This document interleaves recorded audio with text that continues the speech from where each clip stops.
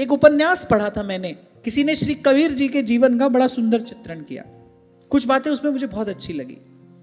कहते कबीर जी का विवाह हुआ तो श्री कबीर जी की पत्नी का नाम था लोई, और कहते वो बड़ी बड़ी रूपवती थी, बड़ी सघन सुंदर उनकी केश राशि थी। और कहते कि जैसे विवाह संपन्न हुआ, संध्या का समय, और दीपक के प्रकाश में जब श्री कबीर जी ने पहली बार अपनी धर्म पत्नी को देखा तो कहते देखते ही कबीर उदास हो गए, उदास मना सो गए, लेट गए। पत्नी ने दीपक के ही प्रकाश में देखा कि उनके नेत्र सजल हो गए हैं और उनकी आंखों से अश्रु टपक रहे। वो चरणों के पास जाकर बैठी, पूछा आपकी उदासी का कारण। अच्छा, कबीर जी का स्वभाव है सीधी स्पष्ट बात कहना, उनकी वाणी में भी परिलक्षित होता है, ये उनका सहज स्वभाव है। तो पत्नी ने उदासी का कारण पूछा। कबीर जी ने कहा देवी, यही उनके शब्द थे, बोली देवी तुम ऐसी रूपवती हो, अवश्य मेरे पूर्व जन्म की कोई ऐसी कामना रही होगी।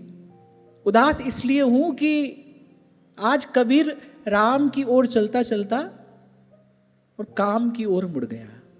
आज कबीर राम की ओर चलता चलता काम की ओर मुड़ गया। और बस ऐसे ही कहकर कबीर मौन होकर सो गए। अगले दिन सुबह उठे, ताना बाना बुनते थे, बिना कुछ कहे चल दिए। संध्या हुई, घर लौट कर आए, सांझ ढल चुकी थी, अंधेरा हो चुका था। दीपक के प्रकाश में पुनः देखा कि घर में कोई स्त्री है, पर पहचाना नहीं।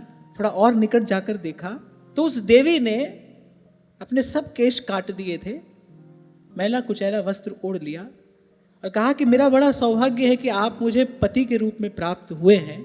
मैं किसी भी प्रकार से आपकी भजन साधना में विघ्न बनने के लिए नहीं आई हूं, मैं साधक बनूंगी, मैं सहयोगिनी बनूंगी। और कहते उस दिन से कबीर जी ने बड़ा आदर करना आरंभ किया अपनी पत्नी का। मैं किसी भी प्रकार से बाधा नहीं बनूंगी। वो जो सुंदर सघन केश राशि थी, एक क्षण में, अरे कबीर जी जब लौट कर आए उन्होंने पहचाना नहीं। उन्होंने कहा कि मेरे घर में ये स्त्री कौन है, क्योंकि एक दिन पहले इसको देखा था वो तो परम सुंदरी रूपवती, और अगले दिन जब आकर देखा मैले कुचैले वस्त्र उसने पहने हैं, सब केश राशि अपनी काट कर एक और धर दी। शास्त्र कहता है स्त्री के केशों में काम का वास होता है, वो केश राशि एक और काट कर रख दी कि मैं किसी भी प्रकार से आपके भजन मार्ग में विघ्न बनने के लिए नहीं आई हूं। जबकि श्री कबीर जी तो अवतारी महापुरुष हैं, और मैं बार बार आपसे कहता हूं कि ऐसे महापुरुषों के जीवन में जो भी होता है वो आपको और मुझे प्रेरणा देने के लिए होता है। वो तो जीवन मुक्त हैं, वो कोई कर्म के बंधन में बंध कर नहीं आए हैं, वो तो जीवन मुक्त महापुरुष हैं, पर हमको सीखने के लिए मिलता है।